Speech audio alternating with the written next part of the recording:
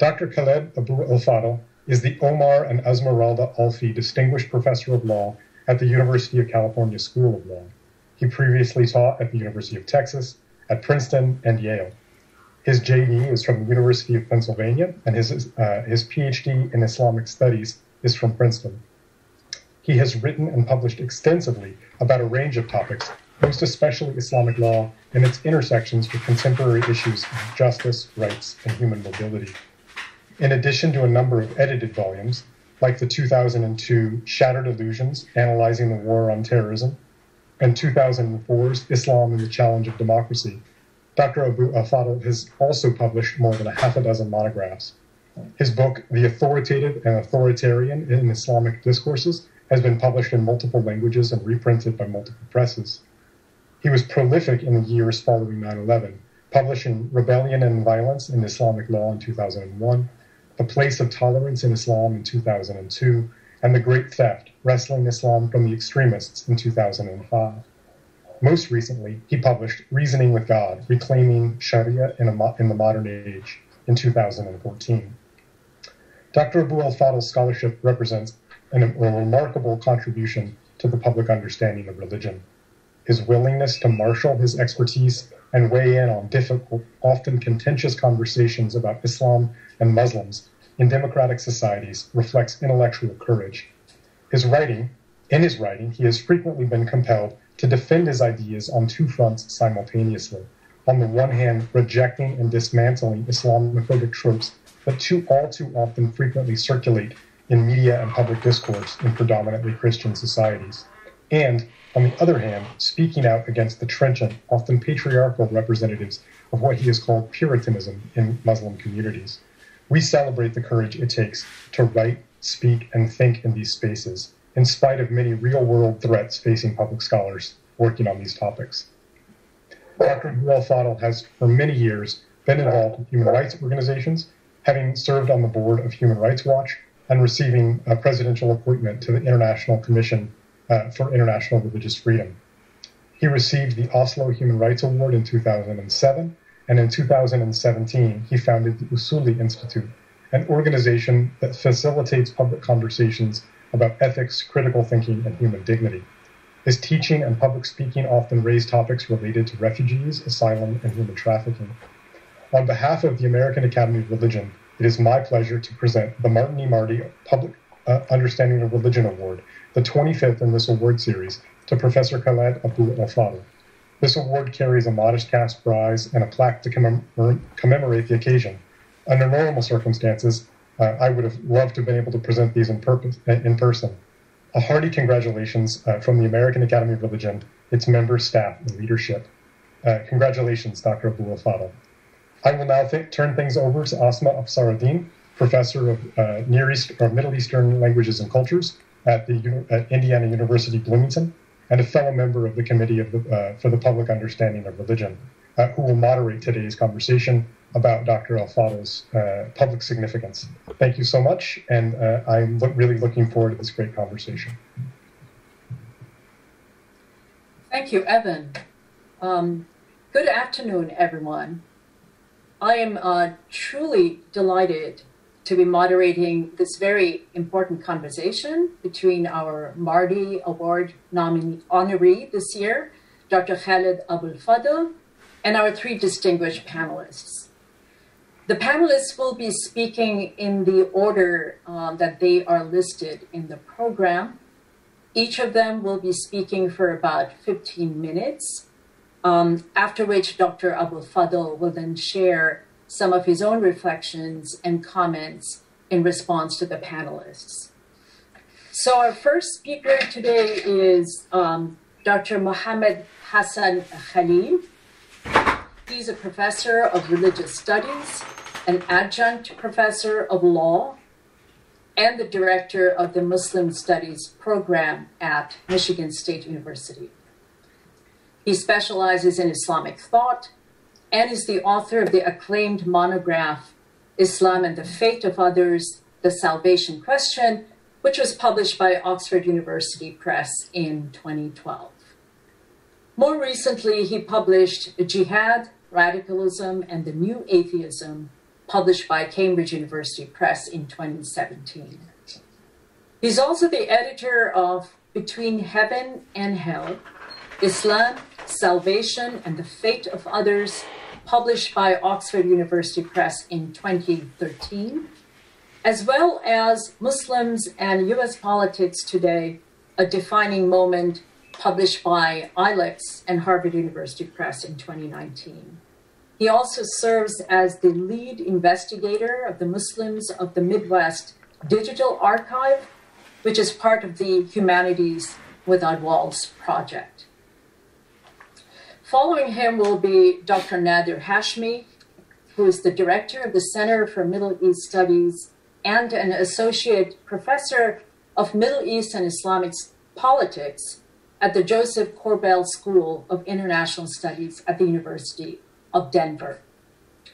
He obtained his doctorate from the Department of Political Science at the University of Toronto and previously was an Andrew W.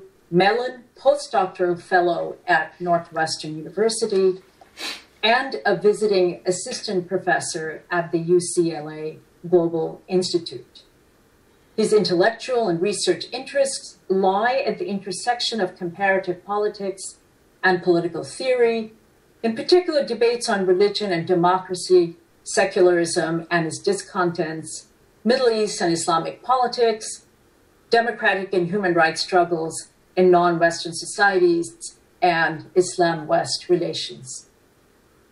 He is the author of the well-known Islam, Secularism, and Liberal Democracy Toward a Democratic Theory for Muslim Societies, which was published by Oxford University Press in 2009.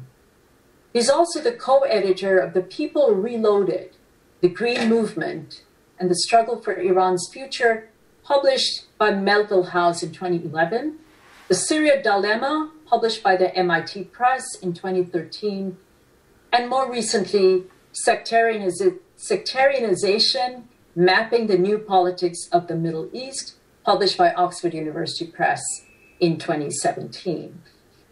He is frequently interviewed by the media, including PBS, NPR, CNN, Al Jazeera, Pacifica Radio, and the BBC, and his writings have appeared in a number of media outlets, such as the New York Times, Newsweek, Wall Street Journal, The Nation, Al Jazeera Online, and CNN.com.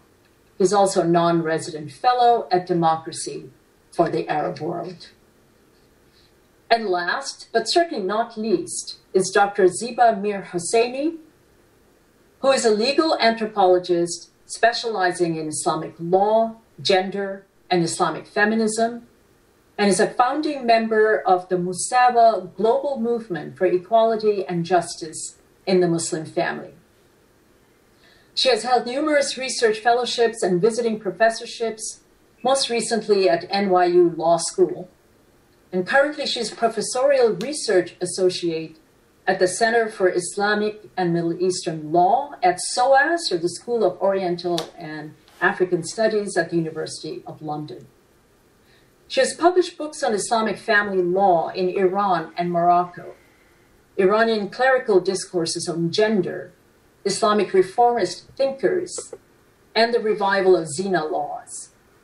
Most recently, she co-edited the monographs Gender and Equality in Muslim Family Law, which was published in 2013, and Men in Charge, Rethinking Authority in Muslim Legal Tradition, published in 2015. She has co-directed 2 award-winning feature-length documentary films on Iran. One of them is called Divorce Iranian Style, which came out in 1998, and one of my favorites. I've showed it in my classes several times. And Runaway, which was produced in 2001. And most significantly, Zeba herself was the recipient of the Marty Award in 2015. So as you can see, we have assembled quite an impressive panel of academics and scholars who will now share with us some of their thoughts on how Dr. Abou El Fadl's prolific writings and public intellectual activities have influenced and continue to influence their thinking and their work both inside and outside the academy. So without further ado, I'm going to invite Dr. Khaled to get the ball rolling. Thank you, Professor Assaduddin. Good afternoon. It's a pleasure and a privilege to be with you all. I'd like to take a moment to thank the organizers, my fellow panelists, and of course, Professor Khaled Abou El Fadl. The fact of the matter is that many of Professor Abou El Fadl's writings have influenced me, and they have influenced me in different ways at different times. These include works on a range of topics, including tolerance, violence, gender, democracy, extremism, authoritarianism, and yes, dogs. But there's one work, a book, that stands out in terms of personal impact. And all I have to do is read the opening words of the first chapter, and many of you will immediately recognize this book. They read as follows. In a small town outside Princeton, New Jersey, in a small, crowded apartment, blessed by its immeasurable powers and burdened by its keeper, you will find the Islamic civilization. The glories, the infamies, the victories, the ecstasies, the soft supplications, the tearful entreats, the dreams, the endless lessons of human follies, and the exacting record of the divine covenant are all here, present, every night. When I first read these words many years ago, I knew this was going to be a damn good book. Of course, this passage comes from Conference of the Books, The Search for Beauty in Islam, a book that was eventually expanded and published under the title, The Search for Beauty in Islam, a Conference of the Books. But the version of the book that impacted me at a critical juncture in my life in the early 2000s would have had to have been the original 2001 edition, Conference of the Books. Here, Professor Abou El Fadl presents an imaginary conference of various books of the Islamic past, representing different scholars and different schools of thought and different life lessons. This conference is convened in the process of addressing contemporary issues, and Professor Abou El Fadl himself is an active participant in this conference. As should be obvious by now, this is not a standard academic book. Written in poetic prose and divided into standalone chapters, it offers both scholarly information and personal ruminations. It's a synthesis of the academic and the personal. Here we encounter a Muslim scholar of Islamic studies who is engaged in critical discussions and debates within his scholarly community and his religious community. As I read it, the book calls for three things. One, a serious engagement with the Islamic tradition. Two, reason and critical thinking. And three, prioritizing justice and beauty. And to be clear, Professor Abou El Fadl maintains that justice and beauty are things that our minds can and should discern and thus strive for, even if it means going against certain prevailing opinions of the past. So the book is nostalgic, but not overly romantic. Professor Abou El Fadl is clear that the Islamic books of the past are not perfect and are in some cases problematic. For instance, he acknowledges the fact that the great Islamic legal works cover a wide range of topics, yet they do not adequately address the case of a father who sexually assaults his own daughter and other instances of domestic abuse. At the same time, we also see Professor Abou El Fadl acknowledging his own limitations as he himself grapples with various controversial issues. Now, for me personally, when I think of this book, I am immediately brought back to a turning point in my life. When the attacks of 9/11 occurred, I was a dental student at the University of Michigan. Although I loved Islamic studies, I was under the impression that this was not a viable career option.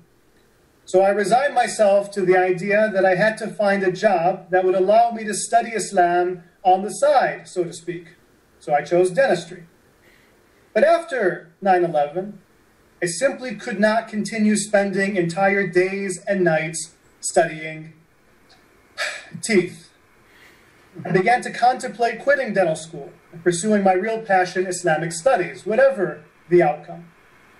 University of Michigan, I encountered professors and graduate students who proved to me that Islamic studies is indeed a rich field.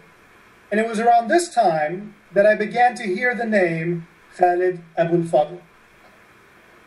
When I finally made the difficult decision to leave dental school toward the end of my second year, Conference of the Books was the first book I recall reading. And I have fond memories of sitting alone with Conference of the Books and feeling a sense of peace, now that I had quit dental school, and also a sense of purpose and a sense of wonder. One reason I enjoyed and benefited from this book is that in the process of addressing contemporary issues, it brought the past to life.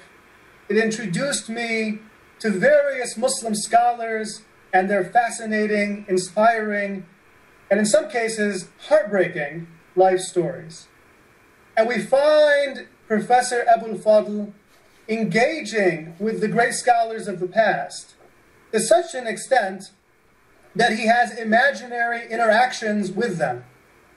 And these made-up scenarios prove to be insightful moments.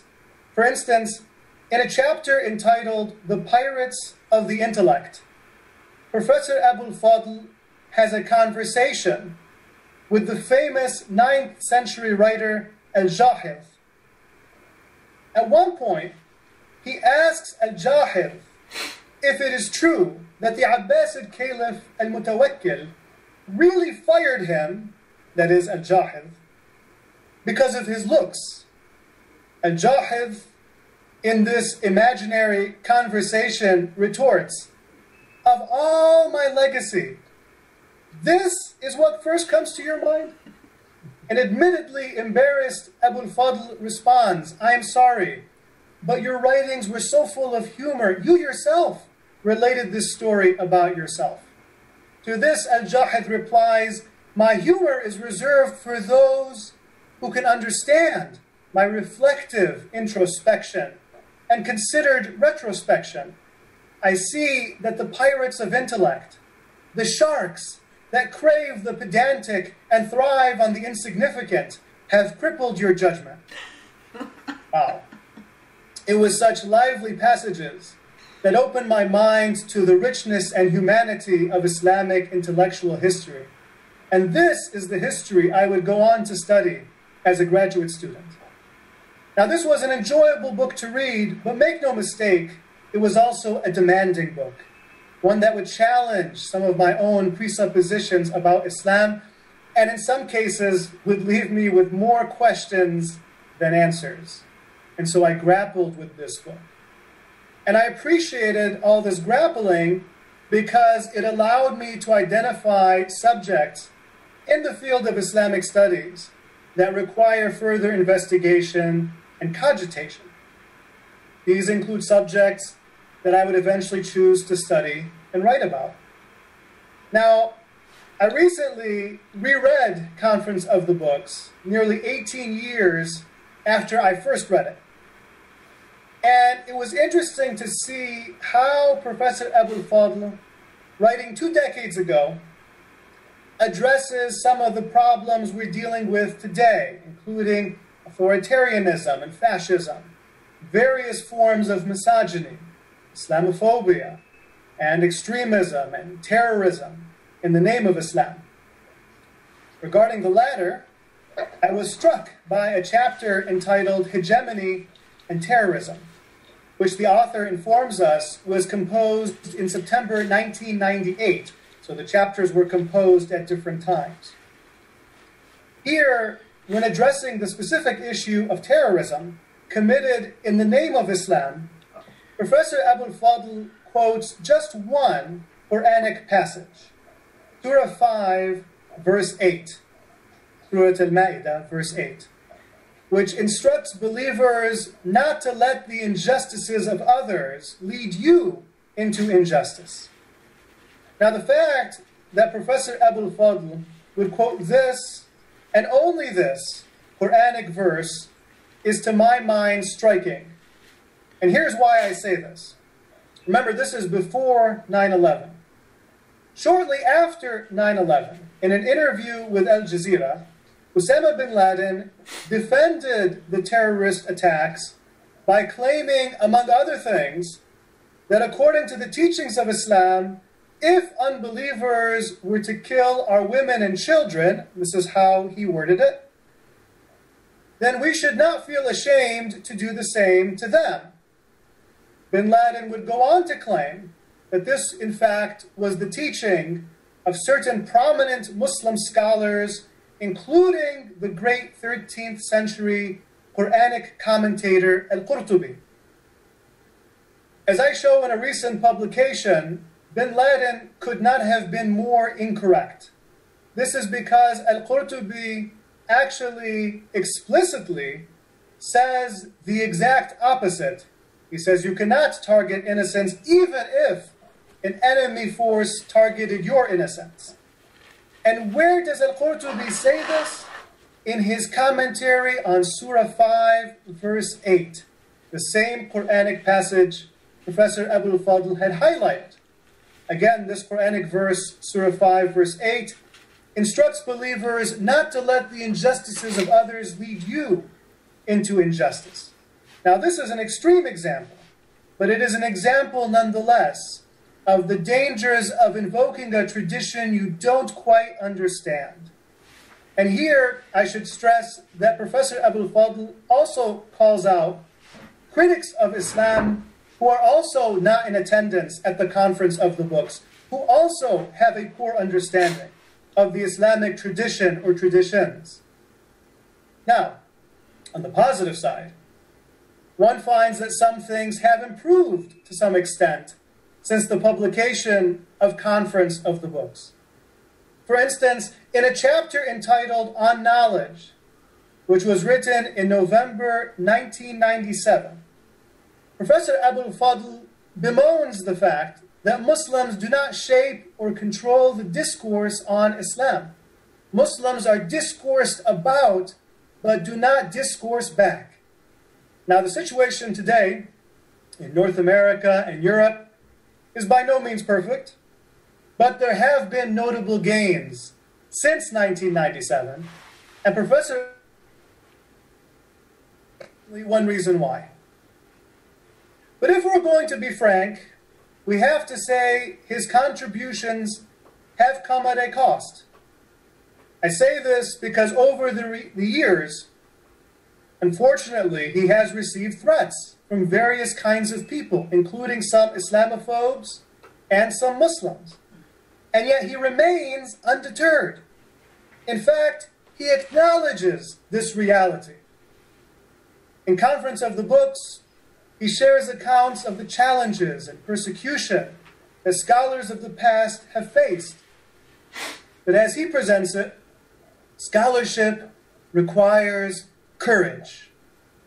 And this is instructive for those of us who may be more timid and tentative. And in the introduction, I heard again and again, intellectual courage. And this is an apt description. So I must thank you, Professor Khaled Abou El Fadl.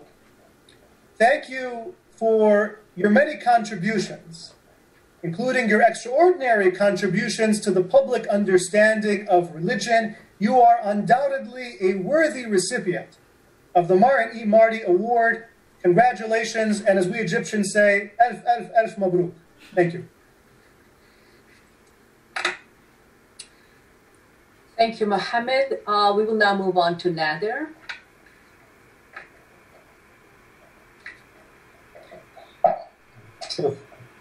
Well, thanks to the American Academy for Religion for this invitation.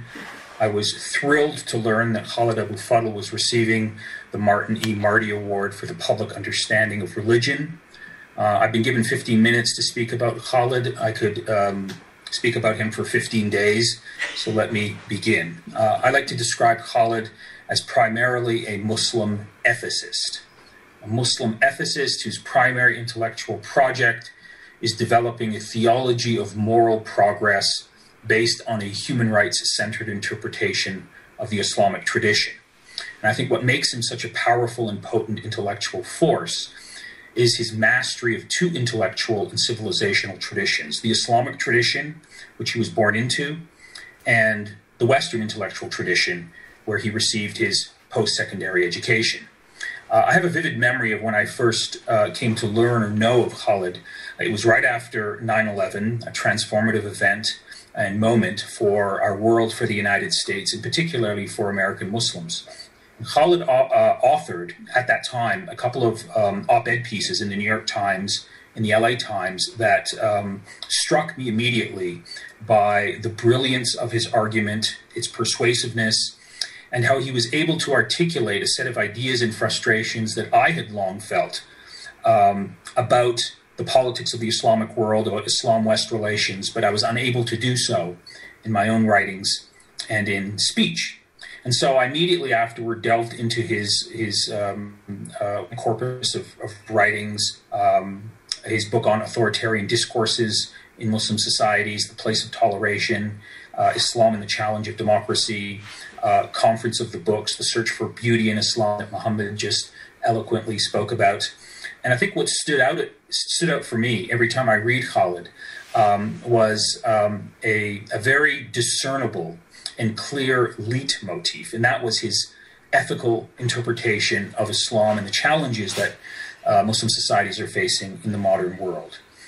His writings have proven to be extremely useful to me in my own classes when I'm publicly lecturing, especially given the fact that the audience that I primarily speak to is sort of a mainstream Western audience who have subscribed to various levels of Islamophobia and who sort of equate Islam with sort of a backward civilization, a violent civilization, and who instinctively equate the word Sharia with ISIS. And so as I got to, familiarize myself with Khaled's writings, what attracted me to them immediately was the high quality of the academic scholarship, relying on primary sources. But it was specifically his analytical prowess, his ability to strike the right balance between criticizing the many pathologies, ideas, and habits within Muslim communities, while at the same time criticizing Western Orientalist discourses and frameworks that sought to dehumanize Muslims and advance Western foreign policy agendas in the Middle East. So the big question that all of us who are in the social sciences grapple with when it comes to explaining the turmoil and chaos in the Muslim world is, how do you strike the right balance between attributing these problems to outside external forces, the legacy of colonialism, imperialism, current-day American and Western foreign policy, versus internal problems within the Muslim world that are located within Muslim societies? Of course, the answer is the problems are both. You can't sort of make an artificial separation. They're often mutually reinforcing and overlapping. But what always impresses me about Khaled when he writes, when he speaks, is that ability to consistently strike this right balance. It's very difficult to do, and so I've benefited immensely from sort of trying to learn from that analytical framework. Of course, his writings on Islamophobia, I think, haven't gotten the recognition that they deserve. I think they're some of the best analysis of this problem that I've read. And also his critique of Wahhabism, Wahhabi Islam, and the puritanical discourses within Muslim societies that have created, in Khaled's own words, a culture of ugliness in modern Islam. Now, I was asked to focus on one particular book that has deeply affected me, both in terms of my own career trajectory and in my own writing and lectures. And I would have to say it was his most recent book, Reasoning with God, Reclaiming the Sharia in the Modern Age, published in 2014. I had the chance to review this book in the journal Critical Muslim, and I titled my review with the following words: Toward a Theology of Moral Progress, Khaled Abou El Fadl's Treatise on Islamic Ethics. And I described the book as part memoir, part scholarly analysis, and part message to the bewildered. This is a book that is precisely needed during this moment of time, during the dark days of Muslim history, to educate non-Muslim audiences on Islam's ethical potential and to reinvigorate and inspire beleaguered Muslim intellectuals and activists and believers who've been demoralized by recent events in the Muslim world. Now, Reasoning with God is Khaled's 8th book, if I'm not mistaken, and I think in many ways it's his most important book. It took him 10 years to write, and I consider it his magnum opus. Khaled has thought long and hard about the challenges facing Muslim societies, with a particular focus on how to reconcile tradition with modernity. And as he has done in his previous writings, in this particular book, he takes another huge leap forward in developing a modernist interpretation of Islam that is compatible both with international human rights standards while simultaneously upholding the claims of Islamic authenticity. Now, the aim of this book, as Khaled writes himself, is to make a contribution to a theology of human moral progress within the Islamic tradition. And he seeks to reclaim the core of Islam from those who have perverted its message. And for Khaled, the foundation of Islam is rooted in Sharia. He defines as the path to goodness and ethics, and whose moral trajectories, properly understood and interpreted, can lead to an Islamic reformation. Now, this book is divided into 12 chapters, 3 specific sections, and I want to focus on one particular chapter that really resonated me, primarily because I'm a political scientist and I deal with and I teach in the area of the politics of the Middle East. And this is a chapter that's titled What Really Went Wrong, emphasis on the word really. And of course, if you are familiar with the literature, you'll know that that's a play on Bernard Lewis's controversial post 9/11 book, What Went Wrong. And so it's a chapter that deals with the plight of post-colonial Muslim societies, and it reads as a riposte in many ways, a refutation of Professor Lewis's very biased analysis of this subject. Both the colonial and post-colonial Muslim condition has left a detrimental legacy that Muslims are still struggling to overcome. Ideologically, Khaled argues, Muslims have become obsessed with trying to remedy a collective sense of powerlessness and political defeat by engaging in highly symbolic, sensational acts of power symbolism. I'm quoting Khaled here. This has produced what he calls a doctrinal dynamic of the theology of power in modern Islam. And the net result of this development, Khaled writes, is that the normative imperatives and intellectual subtleties of the Islamic moral tradition have not been treated with the analytical and critical rigor that the Islamic tradition rightly deserves, but are instead rendered subservient to political expedience and symbolic displays of power. Defining a religious identity against the West becomes the primary goal for many Muslims. Instead of Islam being a moral vision given to humanity, Khaled observes, it becomes constructed into a nationalistic cause that is often the antithesis of the West. Muslims who work within this moral and intellectual tradition are more anti-Western, Khaled says, than they are pro-Islamic.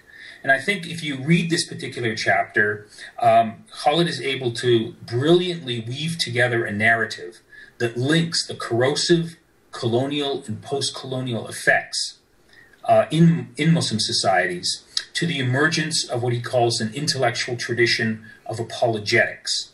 And he describes how this created a fertile ground for the spread and the dissemination of Wahhabi Puritanism, and the sequencing of these transformations and how they feed and reinforce each other are convincingly argued by Khaled in this particular chapter. And while Khaled has also written in the past very critically and insightfully about the toxic effects of Wahhabism, in this book he draws on original research with scholarly rigor and precision to examine the roots and the expansion of Wahhabi and Salafi intellectual currents, and he convincingly argues that the Wahhabi interpretation of Islam, buttressed by Saudi petrodollars and by long-standing alliance with the United States and Europe, has contributed to the deep moral failures of Muslim society thus undermining its ethical potential and the ethical potential of Islam's humanistic tradition. And so for anyone interested in this question of really what went wrong and the turmoil and instability in the Muslim world, this chapter is highly recommended. I use this chapter every year in a graduate seminar that I teach on modern Islamic political thought. Students always appreciate reading it. And I think it's one of his important contributions that I highly value. One final point before I sort of come to a conclusion.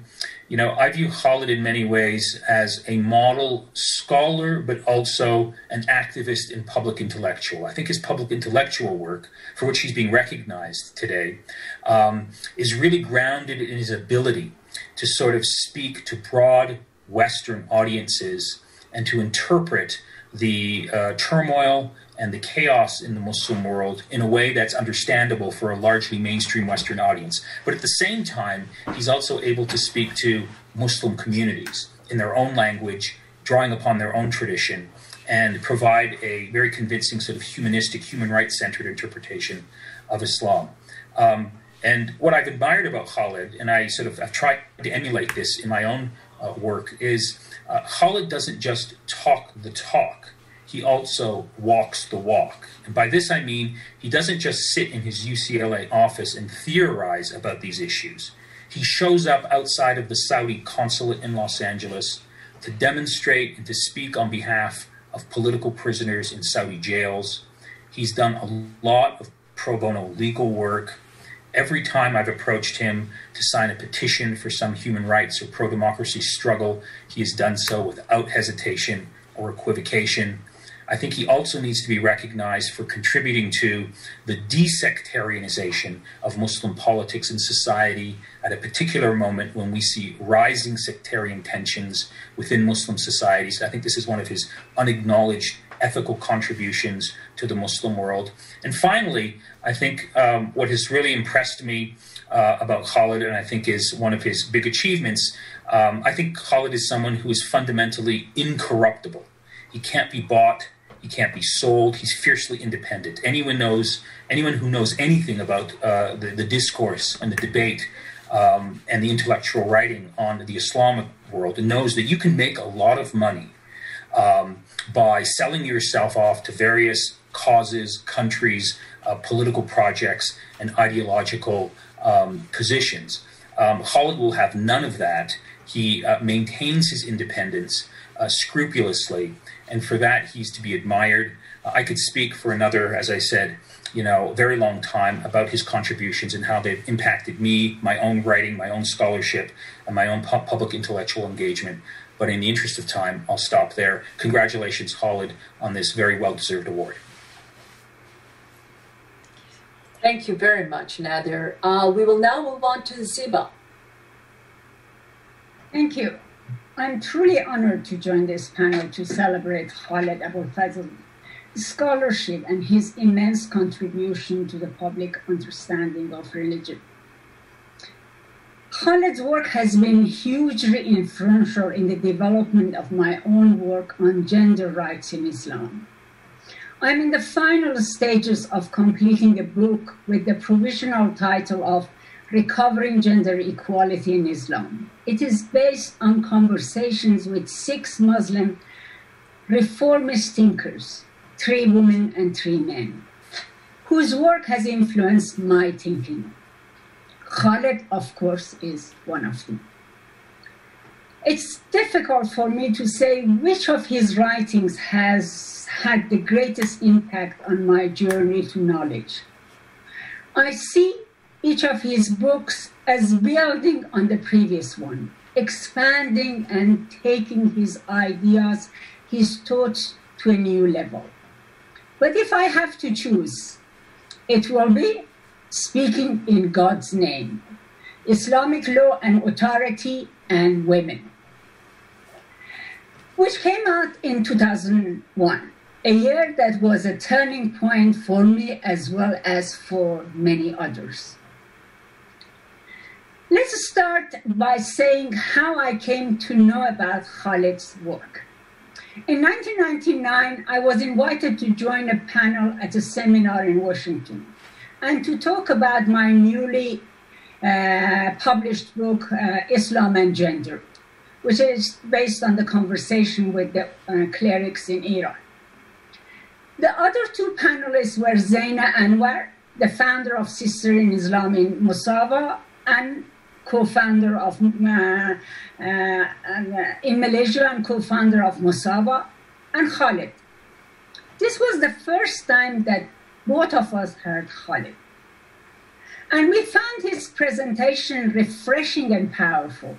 His voice was that of a jurist, a faqih, as an insider to the tradition who was bringing the basic values of the faith into conversation with modern norms and ways of knowing and living. After the meeting was over, we panelists, three of us, got together and continued the conversation. We were all enthusiastic and optimistic about the future. Khaled and I exchanged books. And I gave him a copy of Islam and Gender, and he gave me a copy of his The Authoritarian and the Authoritative in Islamic Discourse, stressing that this is a short book. But in fact, when I started reading it, it was such an important and eye-opener book. One thing that immediately I noticed was the dedication of this book. I read it. The dedication says, "This work is dedicated to two majestic women in my life, my mother, Afaf, and my wife, Grace. How can I ever satisfy the debt?" It was only many years later, in January 2014, during my conversation with Khaled as part of my conversation book project, that I came to realize the importance of these two women in Khaled's life, in shaping his ethical understanding of Islam and his constant search for justice and beauty. The book that he gave me, The Authoritative and the Authoritarian, was published in 1992. That was the second edition. The first edition came in 1996. It originated in an essay in which Khaled expressed his disquiet with the ways in which Muslims in the United States understand and relate to textual authority. He does this through a detailed analysis of a fatwa issued by a US-based organization, that is the Society for Adherents of the Sunnah. The context was the 1996 controversy and debates among the Muslims over the action of a professional Muslim football player who refused to stand up while the national anthem was being played. The fatwa provided religious-based arguments for the football player's action by relying on two hadiths, two sayings of the Prophet. Taking this fatwa as a representative in both style and method as a dismal state of contemporary Muslim discourse in the US, Khaled embarks on a series of fascinating legal reasoning that dismantles the very religious basis of this fatwa from within Islamic legal theory, usul al-fiqh. He takes the reader step by step through the process by which the sacred text, in this case the two hadiths, is used to give religious legitimacy to a particular ideological and political standpoint. In doing so, he says the speaker presents himself or herself as embodiment of the text. The speaker and the text become inseparably attached as one. 4 years later, in Speaking in God's Name, Islamic Law and Authority and Women, Khaled is concerned with the same problem, that is the rise of authoritarianism among contemporary religious scholars, and how it is subverting the richness and diversity of Islamic tradition, but this time on a much, much larger scale. Now he is critically engaging with methodological problems that beset fatwas on women issued by one of the most powerful religious institutions, the Saudi Permanent Council for Scientific Research and Opinion. In an appendix, Khaled provides a full translation of these fatwas. They are addressing a range of issues, from the unlawful deception of women wearing brasseries in order to appear younger, the prohibition against women's driving, which was issued shortly after women drivers had a driving demonstration in Saudi Arabia in 1991. Another one is the invalidation of a Muslim man's prayer if a woman passes in front of him, and the prohibition on women who continue their education instead of marrying, the belief that women constitute the majority of hell, and so on. And there are other misogynist opinions. These fatwas matter.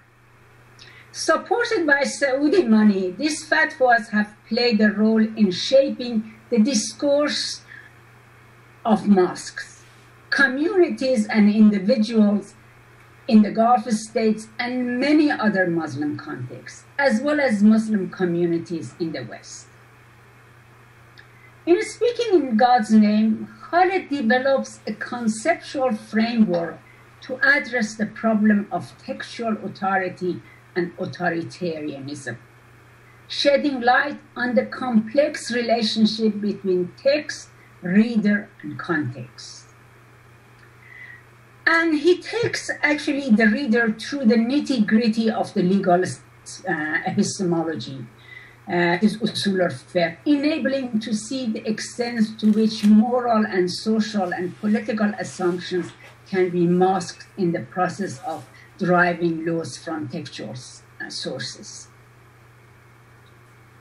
He also offers a way out, a sophisticated reconstruction of the historical notion of judicial authority in Islam, and puts forward a set of arguments from both traditional legal theory, that is usul al-fiqh, and modern field of knowledge ranging from philosophy, political science, critical legal theory, hermeneutics. And in doing so, he provides the reader with a set of theological, normative arguments and conceptual tools to distinguish between that which is authoritative in Islam and that which is authoritarian. He starts from the premise that in Islam, there is no authoritative center other than God and the Prophet.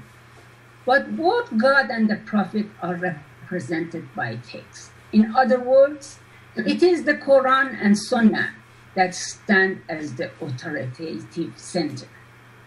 The role of the Muslim jurist, he continues, is to provide information about God's instruction embedded in the text.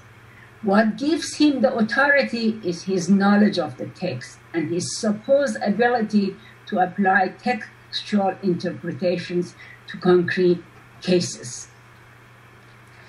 In doing so, the jurist must endeavor to keep the text and its teaching open, dynamic, and relevant, as it is impossible for a human to represent God's truth.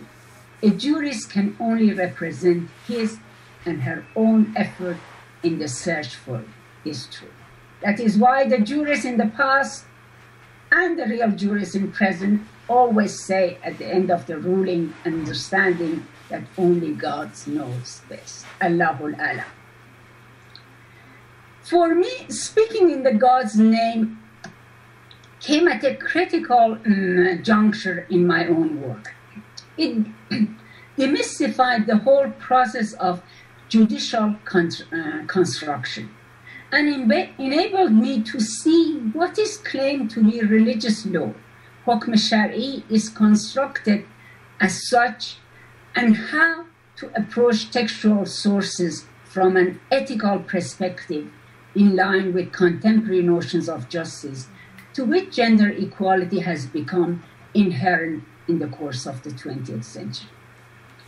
The book made a unique and important contribution to women's struggle for an egalitarian gender perspective in Islam, in the sense that it offered a concrete methodology for approaching the hadith literature, which is used to support gender discrimination. Muslim feminists have mostly focused on challenging patriarchal teachings of the Quran, whereas discriminatory laws have been largely supported and continue to be supported and legitimated through the hadith literature. Khaled Abou El Fadl's book, in other words, shifted the focus from the hermeneutics to the legal, a shift that I regard as essential in any attempt to challenge unfair and unjust laws regarding women's place in family and in society. I want to end with a quote from my interview with Khaled in January 2014. He had just submitted the manuscript of Reasoning with God that Nader talked about, a fantastic book. He spoke passionately about the manuscript. And this book, in my view, brings different elements of Khaled's reform methodology into a coherent system. And this is how he talks about it and relates it to speaking in God's name. I quote, "In speaking in God's name, I argue that it is not sufficient to do a comprehensive and systematic work in searching the text. One must also take an ethical stance as a reader. But in Reasoning with God, I have developed the notion of ultra-text dalil, that is the beyond the text indicator of the divine will, that entails reasoning outside the text. I argue for an epistemological shift in our approach to the Sharia, that it must be understood and approached as a moral dialogue through parables. The Quran is not an instruction book. It is a book of wisdom and an infinite engagement in layers of reflective thinking about our moral being, our existential situation, and from where and to where. I don't say that there is no Islamic law. Part of my whole argument is that there is Sharia as a moral order. I go through the discussion of the Quran's usage of hudud. That is, in fact, understood as penal laws. One of the things that I noticed that, as far as we know, the initial usage of the term hudud in the Quran concerns disputes about women's share or something that involved women. The Quran comes and settles the dispute in one way or another, and then emphasizes, do not offend them, do not transgress upon them, and be mindful of the hududullah, God's boundaries. He continues, look at the moral dynamics here. There was an interactive process in which there was a problem, and you realize as though the Quran every time knows that humans resist doing what is just, resist the trajectory of justice, and emphasizes it by telling you that there are the boundaries of God. And I personally am immensely grateful to Khaled for many, many reasons for who he is and his scholarship. And thank you. Well, thank you all. My sincere gratitude to all of you, particularly for staying within your allotted time. That does not always happen, but that's good. I think that means we will have ample time, hopefully, for animated conversation with the audience as well. But I particularly appreciated your thoughtful remarks and comments that draw our attention to Khaled's prodigious scholarly output and the many contributions that he has made within the various fields within under the rubric of Islamic studies. And I truly appreciated your personal testimonials to his intellectual and moral courage. I think that's something we all have to acknowledge whenever we look at not only Khaled's oeuvre, scholarly oeuvre, but the whole gamut of his life work. And I appreciate the way you testified to the influence that courage and that legacy has exerted on your own worldview and your own intellectual trajectories. So now I would like to invite our honoree, Dr. Khaled Abou El Fadl, to share with us his own reflections on his life and work, but also to offer some responses to the comments of the panelists themselves. So Khaled, the floor is yours.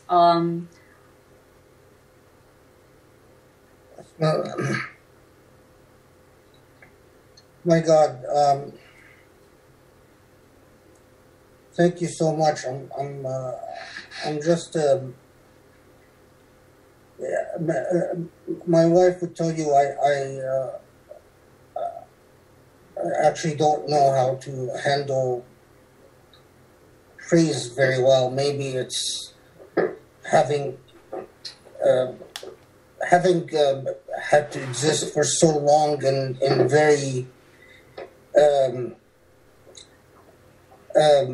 contest-filled environments that make praise a rare thing, and just and it's Muhammad and Asma and Nader and Zeba talked about the influence of my work, and it's remarkable because their work has had an enormous amount of influence on me. So this is what makes this moment particularly special. I think of all four as just first-rate scholars who have had an enormous impact on my own intellectual journey. I'll just say this. One of the when I suddenly woke up one day, oddly enough, and lost most of my hearing, I sort of enjoyed the notion of slipping further in the what Muhammad talked about in the conference of the books, since the conference is always alive and always speaks to me. And living with a conference of the books, in many ways, it's like living haunted by ghosts. You see them, even when whenever everyone else says there's nothing there, but they're always there for you, and they're always there in ways that are very real. Then days like this, I actually think that no, again, you never stop learning. I'm not happy about the world falling largely silent, because there's so much beauty, as always, so much more beauty to listen to, and to hear, and to listen intently to, and to learn so much from. Being a Muslim scholar in this historical juncture is quite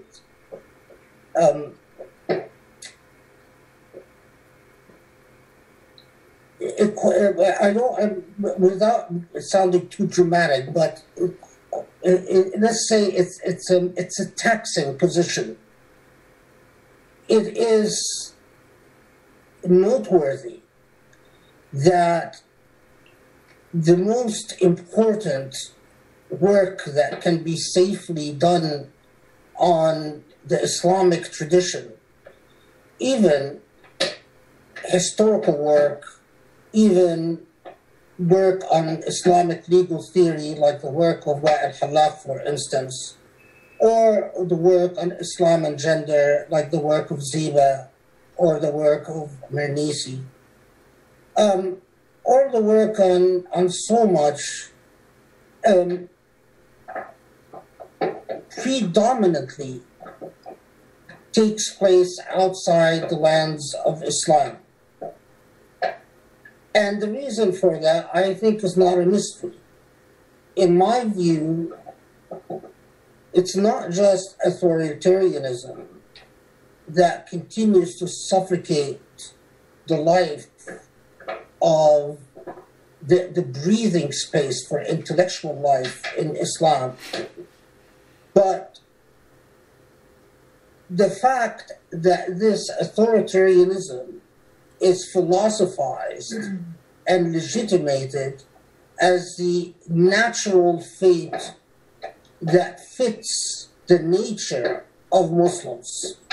Of course, all of you know what I'm talking about.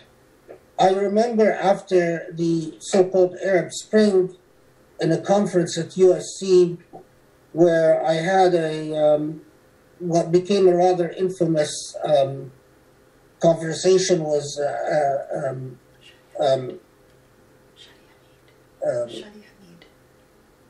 forgot his name. Nader, do you remember the name of that fellow from? Shadi Hamid. Yeah, Shadi Hamid. That's right. I had a rather a bit of Shadi Hamid about whether there is any point in pursuit of any type of democratic trajectory among Muslims, or whether the only way, or whether Islam effectively dooms Muslims to authoritarian power structures, etc., etc. The irony is that the world in which we live in had shifted from a context in which your struggles with puritanical Islam were no longer your predominant concern. After the Arab Spring, the allies of the type of thought trajectories that Shadi Hamid or Bernard Lewis or Daniel Pipes or so many others represented have become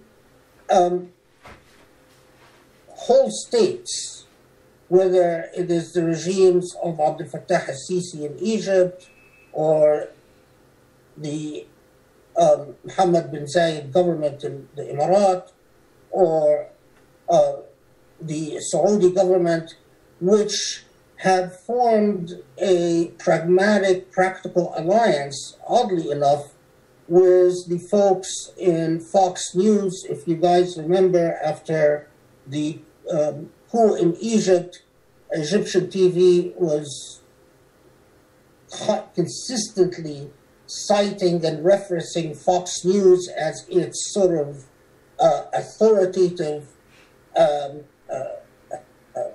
authoritative source on all things Islamic.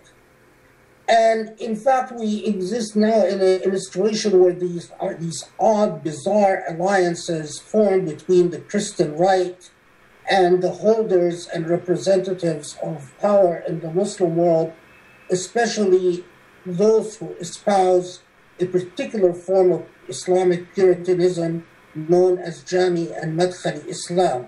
And I'll just very quickly come back to this. But so that who wishes to discourse about Islam within the Muslim world finds the politics of the region overwhelming. So many of us, like myself, once upon a time we were young and dreamt of having some type of future and career in their homelands, as I did. I often imagined myself being something important in Egypt, whatever that was. I wasn't never sure what. But eventually it dawns upon you that your homeland requires types of moral compromises and intellectual compromises that are untenable, that you can't respect yourself and continue to exist in your homeland, because the type of compromises that need to be made are compromises with power that are often non-negotiable and so absolute and so stark that they remove any space for ethical thinking or even ethical existence. But at the same time, to generate ideas about an entire civilization in the midst of the educational institutions of its former colonizers is a rather fascinating. It could be a true sign of beauty, but it could also be a true sign of tragedy. It is fascinating, for instance, that when I, at a time where I spoke very loudly about puritanical Islam, the type of threat that people like me confronted and the type of threat that so many Muslim academics sought to avoid were often stark physical threats. Phone calls, we will kill you, we will do this, we'll do that to you. Letters, emails, that you're going to go to hellfire and all types of horrible things will happen to you in Jahannam. Threats that are rather stark and vulgar. Well, things have changed very much today. Today we exist in a context where if you are a scholar of Islam, dreaming of the type of integrity in discourse that I have tried to make the philosophy of my work, you discover a far more complicated world of threats. You discover Muslims who are allied with Islamophobic organizations that make agreements with Islamophobic organizations to come after you. You discover, for instance, that Stephen Emerson or Daniel Pipes is an honored guest in the Emirat, while you don't dare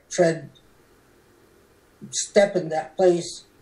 You even discover of so many stories, as we have been documenting, of these governments doing things that are hard to believe, and I think that the media has not yet paid enough attention to. Contacting places of work to get you fired, contacting neighbors to encourage them to bring lawsuits against you, basically disrupting your life indirectly in such more sophisticated and devious ways, as if after 9/11 they've learned the lesson that violence makes them lose the battle, and that the best way to silence scholars is to make the pragmatics of their life extremely difficult, to send the subtle message, the invariable, persistent, subtle message that if you say the wrong thing, your life will be very complicated. But if you say the right things, you will get the type of invitations that allow you to meet the Pope when he visits, that allow you to come through VIP lounge when you visit, etc., etc. This is why I live with ghosts. And it is wonderful living with ghosts. The ghosts that inspire the Conference of the Books, that in many ways inspire the moral dreaming and the energy that inspires the hope for a moral trajectory that guided the writing of books like Speaking in God's Name and Reasoning with God. Personally, and I'll stop after that. Personally, I dream of more ghostly visits that would allow me to produce another book like the Conference of the Books. Sometimes we need to ignore the ugliness in the ground to be able to dream of ways of creating gardens. If we remain stuck at the fact that the land is infertile, that it is arid, that there is too much garbage, we suffocate. As so many young, dreamy scholars, or we become entirely marginal and irrelevant, speaking in very technical language to a very small circle of fellow scholars without any interest in whether the world benefits a thing with what we're saying or not. It is the ability to look at a land plagued by everything ugly and to dream of ways of beautifying it. Exactly living with ghosts, because it is often the ghosts that will keep promising you that this can be turned into a heaven instead of hell. Thank you so much. I am honored and flattered and embarrassed, and I don't know what to do with myself. Thank you very much, Khaled. This was a valuable window into your scholarship, your moral philosophy, your worldview. And thank you also for outlining the challenges that face the Muslim public intellectual like yourself in today's very fraught circumstances, especially someone like you who's been a relentless advocate for human rights and believe in holding public officials morally accountable for their actions. So we are going to open it up to Q&A, but I'm going to ask members of the audience to access the feature Q&A, the button that's at the bottom of your screen, and you need to write out your questions, post them, and I will read them out to Professor Abou El Fadl.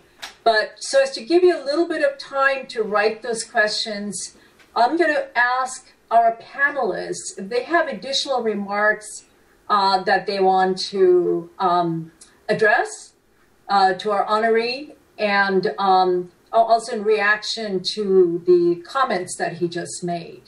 So yes, Nader, go ahead. And then just again, a reminder for the participants, the members of the audience, this is your opportunity to start writing your questions through the Q&A feature. Nader, go ahead. Yeah, very quickly, it's really important for those people watching this panel discussion to appreciate what moral courage really entails when it comes to Khaled's intellectual contributions. I mean, a lot of people don't know this. Some of this is in the public record, but Khaled, because of his very principled and influential writings, has suffered death threats, several death threats. He's forced to work at moments at UCLA at a very toxic work environment where Islamophobes stand on campus handing out libelous and slanderous flyers to defame him to students and faculty. But also, in the classroom, there are these Islamophobic groups that send spies into the classroom to sort of record every single word that Khaled might be saying in order to use it against him at some later date. I mean, this is the type of work environment that we are living in. And I used to think that this was just sort of a marginal sort of set of, fanatics, but we can see now in the era of Donald Trump how, playing the Islamophobic card can get you elected president. It can almost get you elected president for a second time. And so to be able to produce the type of intellectual work that Khaled has done, given these circumstances, is truly remarkable. And that's, I think, another reason why he's, very this award is very well deserved, given the obstacles that he's had to overcome just to produce the type of work that we are all here celebrating. Thank you, Nader. Yeah. Other comments? So far, we have not gotten any questions. Still waiting for some. I strongly encourage our participants, of which we have quite a few. Any other comments from the panelists as we wait? Yes, Zeba. Yes, I want to focus on what Khaled says, the beautiful and the hopeful, because obviously we live in time of crisis. And also the time of crisis are the time of change. Mm-hmm. And Khaled has, what Khaled has done, his scholarship, his activism, and as I said, who he is as a Muslim scholar, has been a shining light and as a hope. And I share the plight of Khaled, you know, as someone who cannot live in my own country.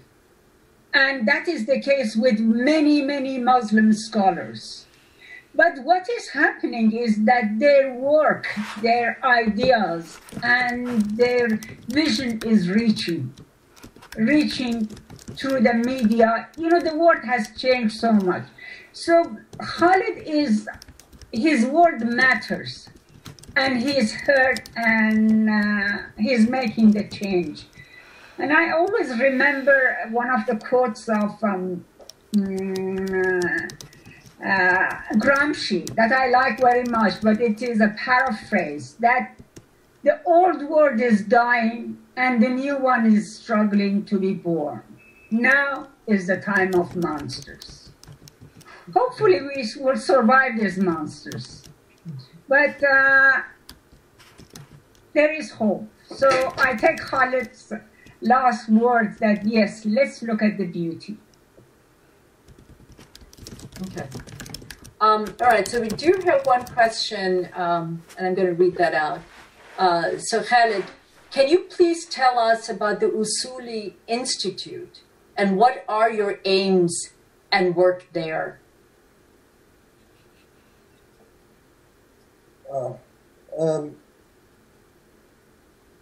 Yeah, the Usuli Institute was born initially with the express purpose of trying to create a space to allow for the existence of voices of Muslims who are unable to find a platform, especially among Muslim communities, under normal circumstances. So, from hosting, for instance, Abdullah al-Auda, Salman al-Auda's son,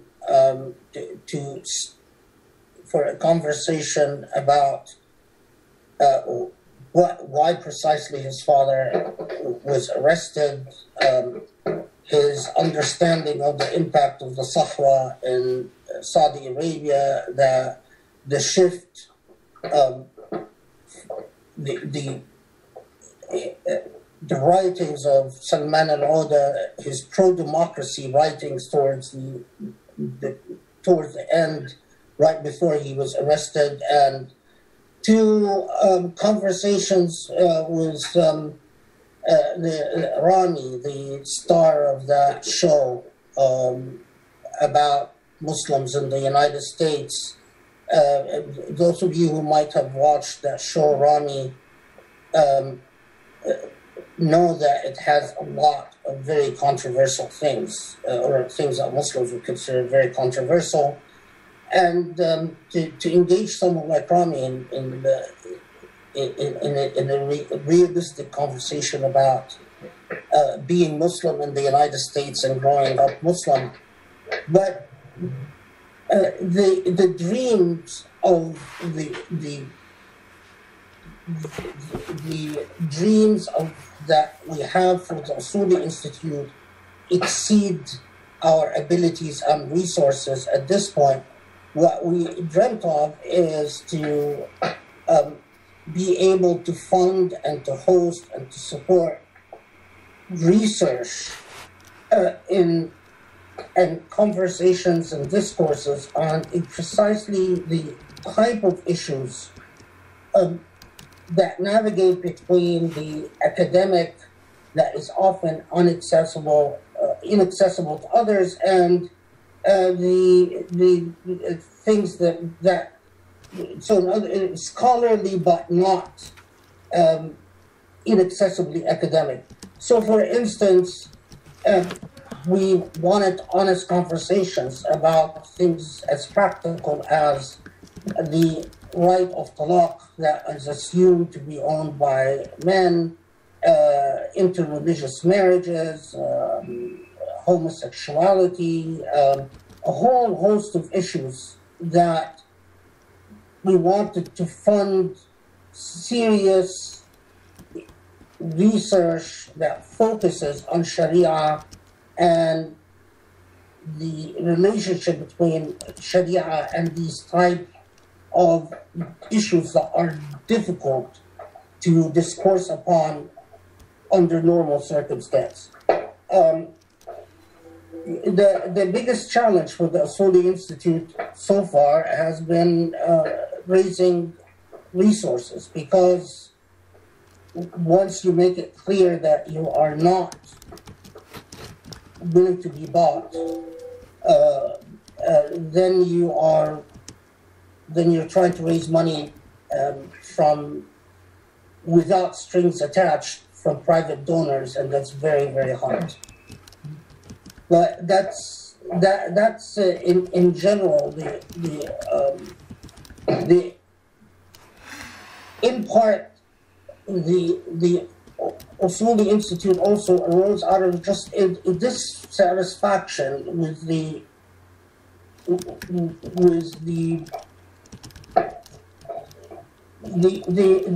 among Muslim institutions in the United States, there is an incredible amount of lack of courage in talking about things like the relationship between Sunnah and Shia, the fate of the democratic movement after the Arab Spring, issues like political Islam is full. Things that are said about political Islam is just full of dogma and incoherence and sloganism, but rarely any serious reasoned discourse. And the idea of the Usuli Institute was to try to create that space, and we'll keep trying. We'll keep trying. All right, the second question is, what advice do you have for young Muslim scholars, activists, and believers for navigating the challenges in this Islamophobic age?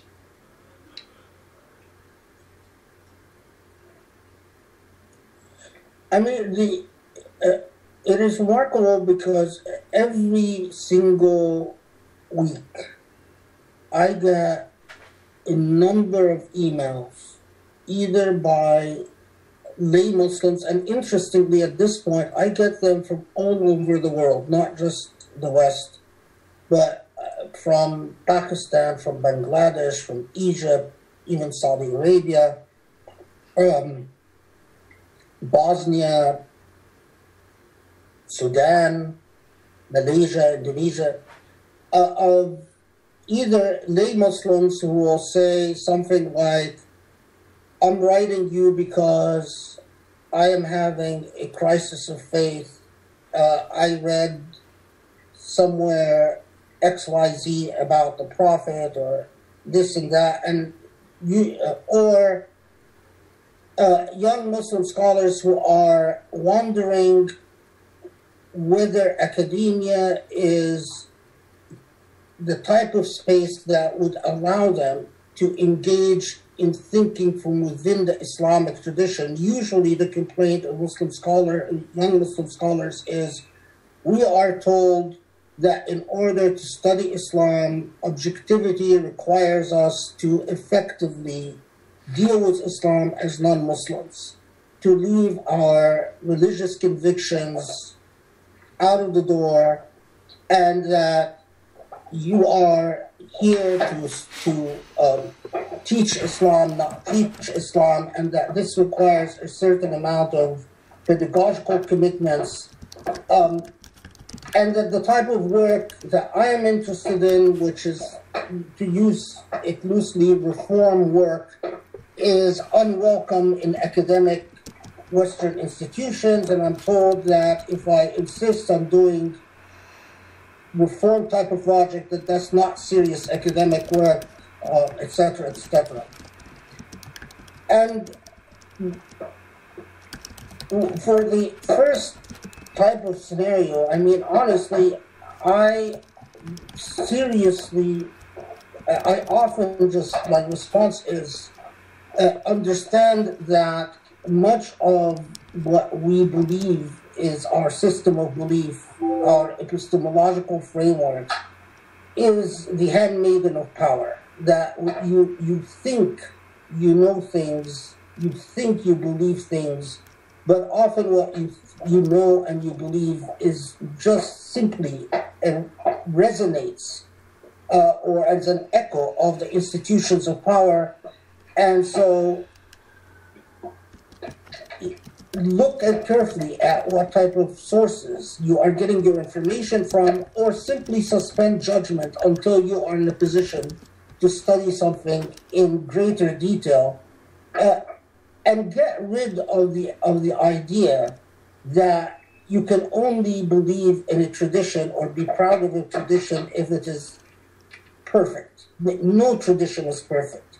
That type of utopian idealism is infantile thinking. As to the second, that's where I have,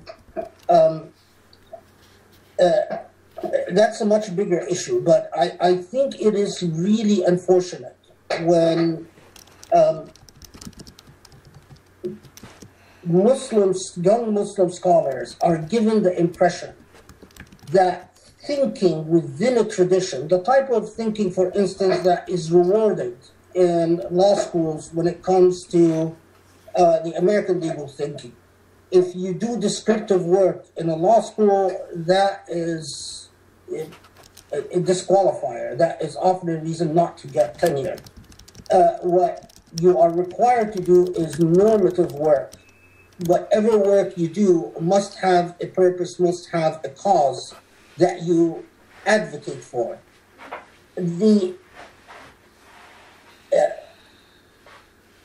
I wish that Western institutions would understand that Muslim intellectuals, if you deny Muslim intellectuals the space to explore normative thinking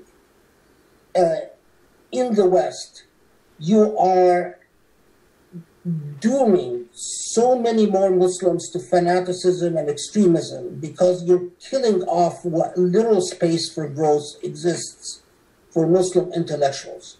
It is mind-blowing, for instance, the number of messages I get from young Egyptian scholars, Iranian scholars, Pakistani scholars, scholars from Bangladesh, who say things like, we are dying intellectually, academically at home. Can you help us make it to the West, because we have all these scholarly aspirations? And my heart breaks for them, because I know that what they're saying is true. If they dream of doing serious scholarly work, authoritarianism in their home country will kill off any real potential for any serious thought project. There's, of course, a few exceptions here and there. So, Khaled, one last question, if you could answer that in 5 minutes or so, because our time is running out. This is a question about the role of petroleum in modern Islamic history. So one might think about oil as a gift from God, but it also has had a corrosive effect on theology. And this is to say nothing of climate change. What are your quick thoughts on this? Oh, well, yeah, make it very quick. Oil is a curse from God, and it's a curse upon the environment. It's a curse upon human thinking. It's a curse upon power structures and the disempowered and the lower classes. It's a curse. In fact, oil, I have concluded, is from Shaitan himself, not from God.